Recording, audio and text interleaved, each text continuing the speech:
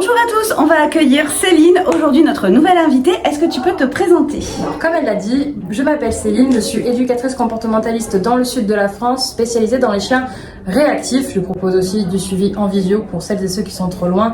Et entre autres, je suis l'autrice du livre Comprendre le chien en famille, un support pédagogique disponible sur mon site internet, qui parle de la prévention morsure auprès des enfants, n'est-ce pas? C'est important. Et c'est top, ouais. Voilà, il faut éduquer les enfants et les chiens.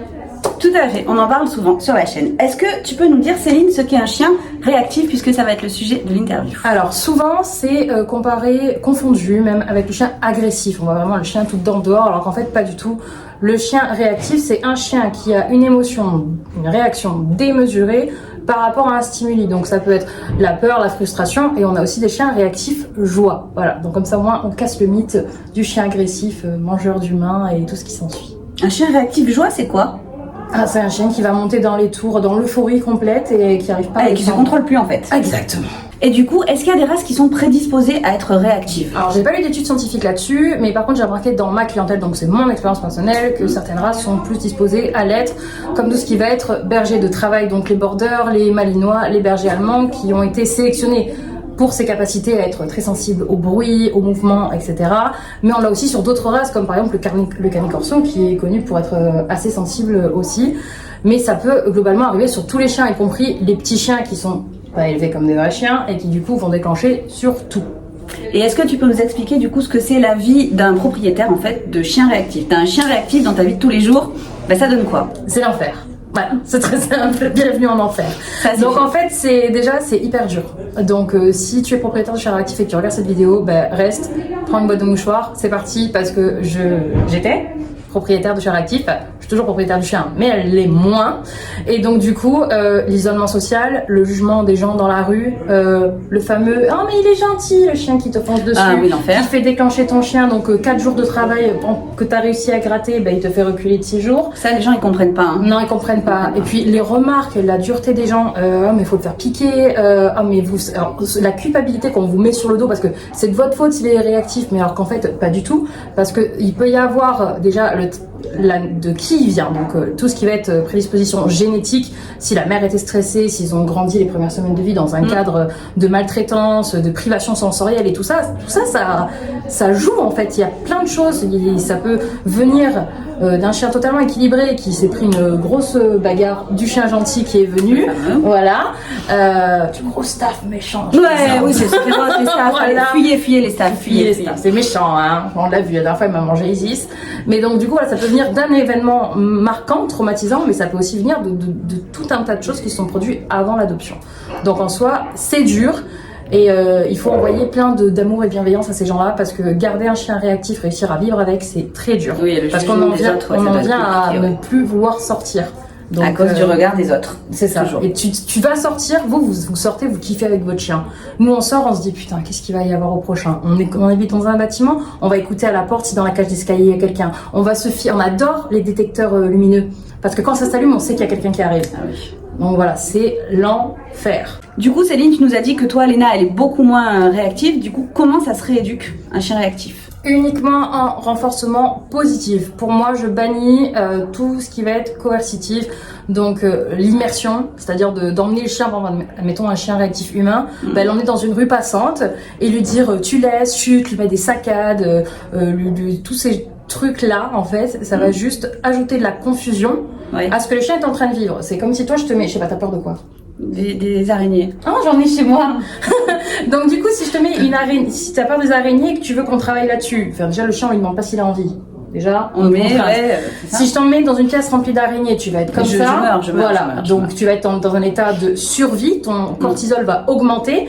Du coup, chimiquement, en fait, psychiquement, tu n'es pas capable de réfléchir et d'être lucide. Mais je me sentirais très mal aussi. Et tu auras du coup plusieurs options que tu connais. Qu'est-ce qu'il nous reste? La fuite, être sidéré ou hurler, attaquer, écraser les araignées. Voilà. Mais quand du coup il y a trop d'araignées, tu te dis bon bah si je bouge je vais me faire bouffer.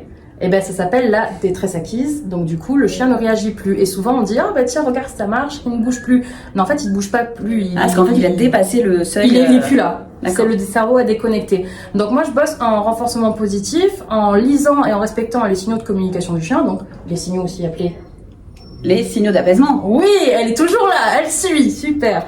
Et donc du coup aussi les zones, donc la zone critique, la zone de sécurité, la zone de confort du chien. Le but c'est de le mettre en situation de réussite, lui apprendre des outils, lui donner des outils pour qu'il arrive lui-même en autonomie ou avec l'aide de son propriétaire à se sortir de situation, faire le bon choix, qui n'est pas me déchaîner au bout de la laisse, mais me dire ok, ça je peux pas, je vais me détourner ou m'en référer à mon humain en qui j'ai confiance, qui me respecte et qui va Qui m'aider ne me plaque pas au sol, voilà, et qui va du coup m'aider à me sortir de cette situation. Est-ce que l'éducation, ça suffit à régler ce problème de réactivité? Donc du coup, en fait, l'éducation, ça peut suffire selon le degré de réactivité, c'est-à-dire l'intensité, à quel point le chien monte, combien de temps il met pour redescendre, et aussi la problématique. S'il y est confronté tous les jours, admettons un chien qui a peur des humains qui vit en plein Paris, voilà, on va dire que c'est compliqué. Donc parfois, et des fois, il y a aussi des troubles donc médicaux, donc neurologiques, ou même des problèmes de thyroïde qui font qu'on a besoin de médicamenter le chien. Alors attention, il y a la médication, on va dire, tout ce qui va être naturopathie, donc tourné vers le naturel, et ce qui va être l'allopathique. Et à mon sens, je tiens à le dire, je suis pas en mode pro-médication, mais par contre, il y a des cas où il faut arrêter de se leurrer, il faut en passer par là, c'est pas le diable, ok? Genre quoi comme cas, du coup? Quand tu as un cas qui est d'un chien qui est évalué 3 sur 4 en procédure chien mordeur, s'il a besoin d'un peu de fluoxétine quelques mois pour... Alors c'est quoi, tu peux nous expliquer ce que c'est la fluoxétine? Moi je connais pas du coup. C'est une molécule qui est présente aussi dans les antidépresseurs. En gros le but c'est un inhibiteur de sérotonine, c'est le fait de pouvoir un peu recabler le cerveau, on va dire, pour apaiser, faire baisser son seuil de stress, pour pouvoir justement l'amener dans une zone d'apprentissage et pas qu'il soit tout le temps au level, quoi. En gros c'est ça. Peut-être que je me trompe, si vous êtes vétérinaire, donnez plus d'explications. Moi, je connais dans les grandes lignes. Comme je vous dis, quand le cas nécessite, selon moi, un complément temporaire, ou après c'est vous qui décidez en tant que vétérinaire, d'un traitement, je m'en réfère aux compétences du vétérinaire comportementaliste. Et après, on bosse de consort, du coup, pour pouvoir... De concert même. Voilà, exactement. Chacun son truc. On bosse de consort. De consort. Très important, est-ce que tu peux nous dire comment on réagit quand on croise un chien réactif? Alors, on lui court dessus en criant et en faisant des grands gestes. Non, alors surtout, ça sert à rien de toiser l'humain qui tire la laisse, et encore moins de regarder de travers le chien ou de lui faire chut, chut, ou de le regarder de travers, parce qu'il y en a qui le font. J'ai eu ça hier avec une voisine, je l'ai regardé, je dis mais vous voyez pas que c'est pire en fait quand vous faites ça? Juste arrête quoi. Oui, rentre chez toi en fait. Donc le but, ça va être très simple, c'est d'être civilisé, poli et logique. Je sais, c'est difficile. Pour certains, c'est voilà. Mais donc du coup, vous ne regardez pas le chien, vous l'ignorez totalement. Si vous en avez peur, vous ne faites pas de remarques, vous traversez, vous laissez de l'espace, vous continuez votre chemin et voilà, vous évitez de fixer le chien et vous bougez au plus vite que vous pouvez sans vous mettre à courir, mais juste pour aider la personne qui tient la laisse, parce que c'est rigolo, mais des fois ça arrive qu'on lâche la laisse parce qu'on a mal, parce qu'on n'a pas assez de force. Donc le mieux c'est... Ça sera moins rigolo. Oui, ça va être moins drôle. Et rattachez votre chien si vous avez un chien. Votre chien, vous le laissez venir, mais une fois qu'il va se faire bouffer, que lui va devenir réactif, on se retrouvera dans les mêmes cours. Un dernier mot, Céline, pour quelqu'un qui va adopter un chiot, est-ce qu'on peut éviter justement de rendre son chiot réactif par la suite? Figure-toi que c'est une question que j'ai souvent en fait. Qu'est-ce que je peux faire pour pas qu'il devienne comme ça justement? Alors souvent déjà, c'est de vous faire accompagner par un éducateur.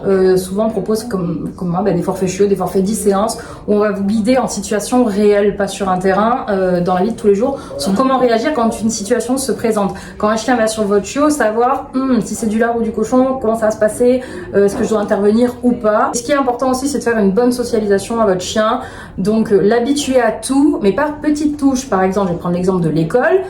Vous n'allez pas amener votre super mignon chiot à l'école, à la sortie de l'école, où tous les enfants vont lui foncer dessus et le caresser sans son consentement. C'est le meilleur moyen de le rendre réactif. Pardon, j'ai une anecdote là-dessus, excuse-moi. Mais parce que c'est totalement, alors pas exactement ce que j'ai fait avec Isis, mais moi je la laissais sur le parking de l'école, le temps d'aller chercher mes enfants.